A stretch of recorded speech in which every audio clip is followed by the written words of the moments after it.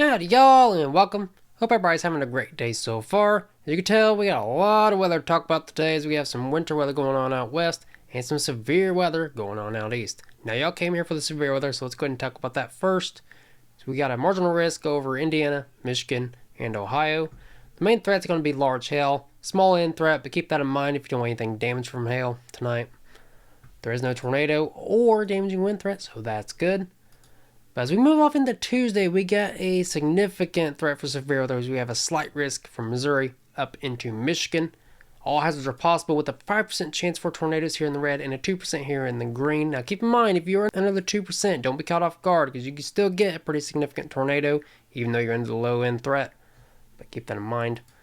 As far as the damaging wind threat goes, there's a 15% chance for that within the whole slight risk zone, a 5% chance surrounding that. As far as large hail threat goes, there's a pretty significant 15% hatched area where that 5% chance for tornadoes was.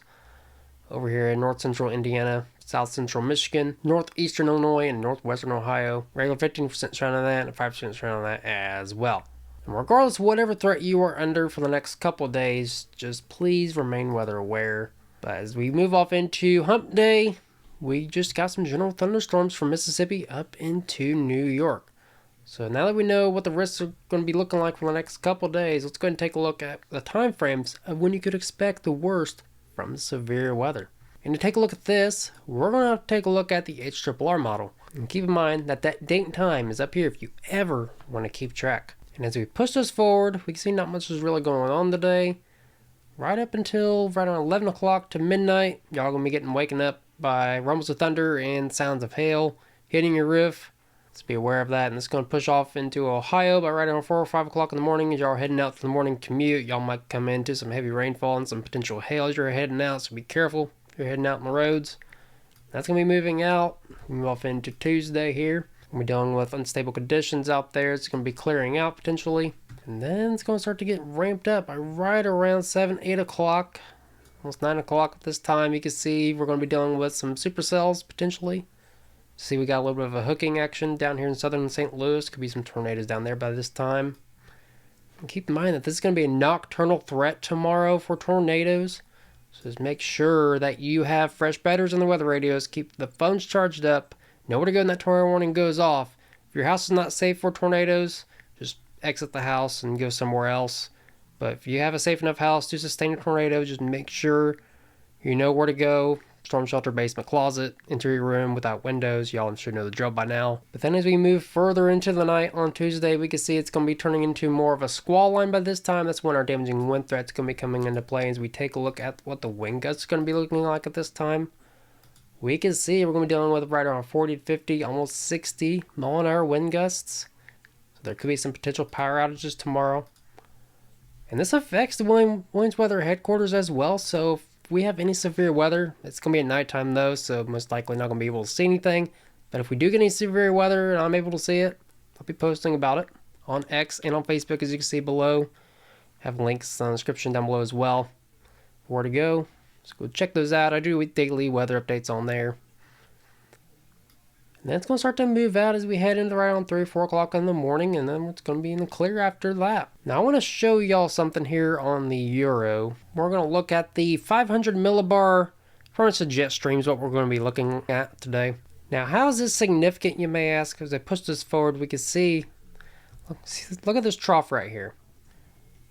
There's two troughs. There's a positive and a negative. Negative troughs are something you do not want to see if you do not like severe weather. If you do like severe weather, it's obviously what you want to see. You can see we're sort of in the little negative tilt. You can see the winds are ripping up there at the upper levels of the atmosphere. It's the wind shear. Wind shear is different wind directions and speeds with heights, essentially what it is.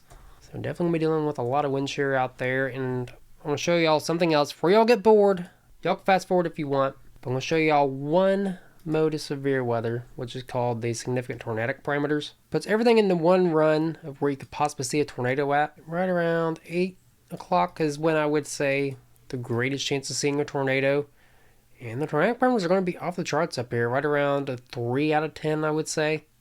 So again, just please, I can't stress this enough, please make sure you are hyper weather aware.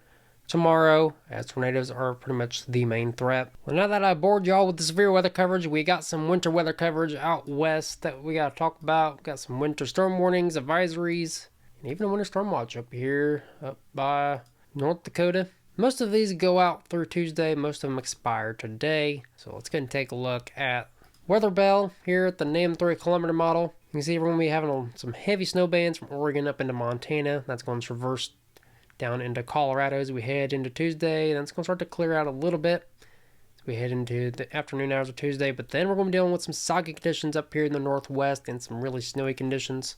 As we take a look at the National Weather Service to see what they think as far as snow totals go through Wednesday, we can see we're going to be dealing with right around 3 to 6 in the lower elevations.